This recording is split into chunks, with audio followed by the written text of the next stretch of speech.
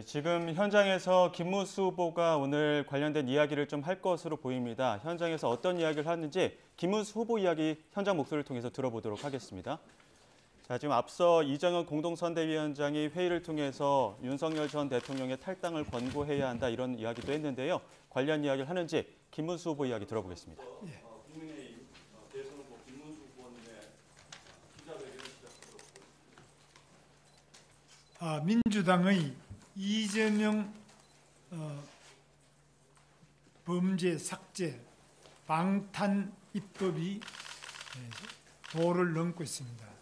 지난주 국회 법제사법위원회에서 이재명 후보의 재판을 중지시키는 형사소송법 개정안을 일방적으로 통과시켰습니다. 어제는 이재명 후보의 범죄를 아예 삭제하기 위한 공직선거법 개정안을 또다시 국회 법제사법위원회에서 일방 통과시켰습니다. 이재명 후보가 대법원에서 최종 유죄 판결을 받아도 헌법재판소에서 또 한 번 재판을 더 받도록 하는 헌법재판소법 개정안과 사법부 겁박을 위한 조희대 대법원장 특검법, 법원조직법까지 법제사법위원회에 상정해서 소위에 회부했습니다. 오로지 이재명 후보 한 사람을 위한 셀프 면제 5대 악법을 밀어붙이고 있습니다. 이재명 후보가 대통령이 된다면 셀프 면제 5대 악법부터 공포해서 자신의 범죄를 지울 것이 명백합니다. 자유민주주의는 상권 분립을 토대로 하고 있고 이는 절대불가침의 우리 헌법의 기본 정신입니다. 입법으로 권력자의 범죄를 삭제하고 입법권으로 사법부를 겁박하는 것이야말로 자유민주주의를 파괴하는 범죄 행위입니다. 2025년 지금 국회에서 벌어지고 있는 이 흉악한 범죄 행위야말로 대한민국 헌정사에 씻을 수 없는 악행으로 기록될 것입니다. 세계 역사상 이런 일은 없습니다. 사법부는 특정 정치 권력의 하수인이 아닙니다. 자유민주주의를 지키는 최후의 보루이며 사법부의 독립성과 중립성은 그 어떤 권력도 침해할 수 없습니다. 사법부를 탄압하는 정당은 민주주의를 말할 자격이 없습니다.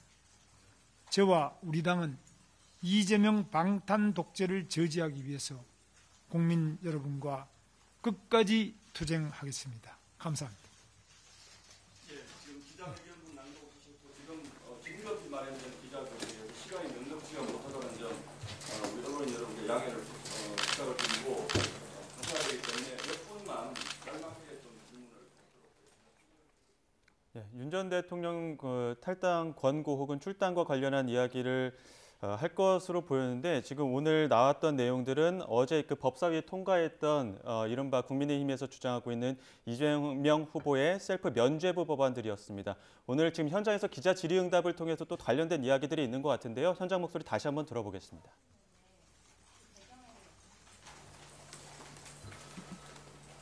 대통령의 탈당 문제는 제 생각은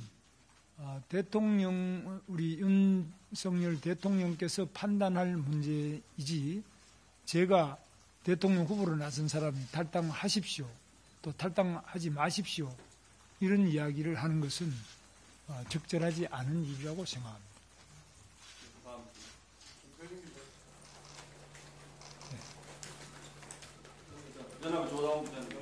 방금 질문이 나왔던 것에 답변을 안 해주셔가지고요. 어제 그 정호영 전 장관 인선 취소 공지를 하셨는데 그 배경하고 이유 좀 듣고 싶습니다.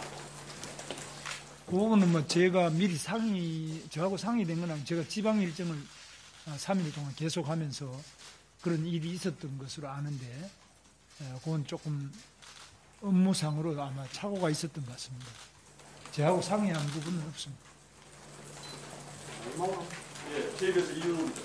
후보님 오늘 지난해 막말 논란으로 공천 취소됐던 장례찬 전 복당 의결됐는데 이것도 어떤 당내 통합 행보 일환으로 좀 보면 될까요? 그렇습니다. 뭐 장해찬 씨라든지 여러분들은 뭐 아시다시피 우리 당이 그동안에 짧은 기간이지만은 많은 그 갈등도 있었고 당 운영에서도 상당한 문제가 있었다고 저는 생각합니다. 저는 이준석 지금 후보가 돼 있죠. 또 훌륭한 많은 분들이 우리 당에서 성장하고 또 잘 정치인으로 발전하던 도중에 당내에서 안타깝게도 떠나게 되고 또 지금 후보로 나온 분도 있고 또 어떤 경우는 본의 아니게 그냥 밖에 또 나가서 당 밖으로 나가 있는 분도 있는데 저는 이 모든 분을 다 포용을 하겠습니다. 우리 당은 용광로와 같이 어떤 분이라도 다 포용을 해서 뜨거운 열정으로 쇳물을 녹일 그 온도로 이질적인 많은 부분을 녹여서 정말 국민 행복을 위해서 필요한 훌륭한 일과 또 그런 인재들을 양성해내는 용광로가 되겠습니다. 미디어오늘의 조현호 기자입니다. 아까 그 이정현 그 위원장이 이제 오늘 중으로 윤석열 대통령의 탈당을 권유하고 그리고 계엄 국민 90%가 반대하는 계엄에 대해서 대국민 사과를 하라고 촉구를 했는데요. 그 부분에 대해서 어떻게 생각하는지 여쭤봤으면 얼마 전에 방송에서 그 계엄에 대해 사과를 하셨는데 그 사과가 계엄 자체에 대한 위헌 위법한 행위라고 판단했기 때문에 잘못했다고 판단해서 사과를 하신 건지 그냥 그 계엄으로 인해서 생기는 국민의 어떤 피해 때문에 사과를 하신 것인지 좀 분명하게 좀 다시 한번 밝혀 주시기 부탁드리겠습니다. 제가 계엄에 대해서 말씀을 드리자면 아마 굉장히 많은 말씀을 드릴 수 있는 위치에 있습니다.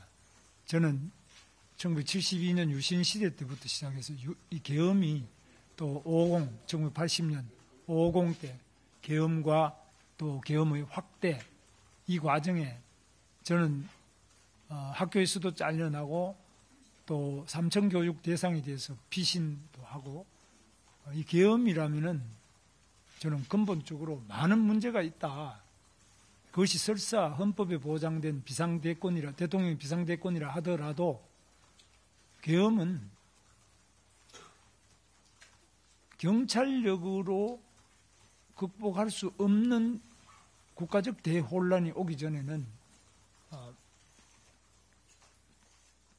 계엄권이 발동되는 것은 적절치 않다고 저는 생각합니다. 그래서 제가 일관되게 말씀드린 것은 제가 미리 알았더라면 우리 윤석열 대통령께 이 계엄은 안 됩니다. 안 되는 이유를 제가 조목조목 말씀드렸을 거예요. 그리고 제 논리가 상당히 설득력 있는 논리도 많이 있습니다.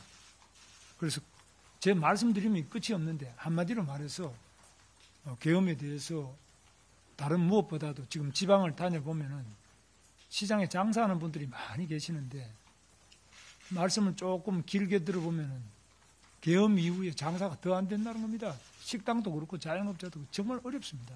물론 장사 안 되는 이유가 여러 가지 있지만 그중에 계엄도 중요한 체감할 수 있는 원인 중에 하나입니다.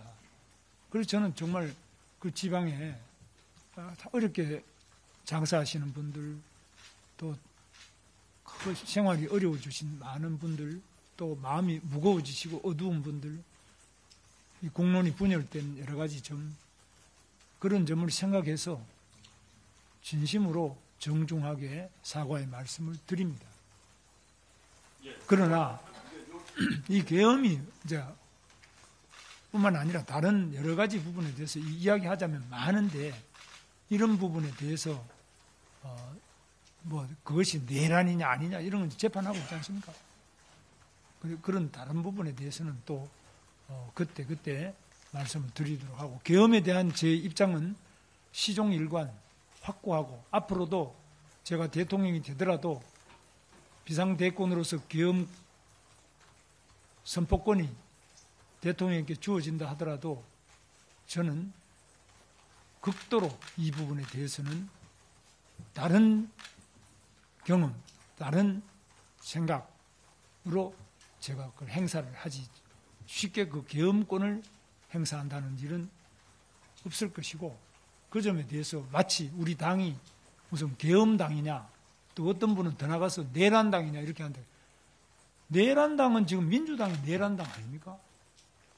이거야말로 입법을 통한 내란당. 그 자기 자신의 그 범죄 행위를 방탄하기 위한 내란 정당. 이 더 사악하지 않아요? 뭐 이 부분에 대해서 언론이 정확하게 좀 지적해 주시고 비춰 주시면 감사하겠습니다.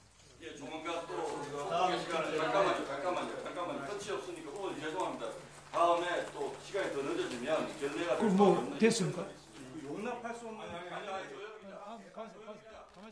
김문수 후보 기자회견을 통해 민주당을 비판하면서 또 탈당과 윤 전 대통령 탈당 권고와 혹은 계엄과 관련된 기자들의 질문이 이어졌습니다.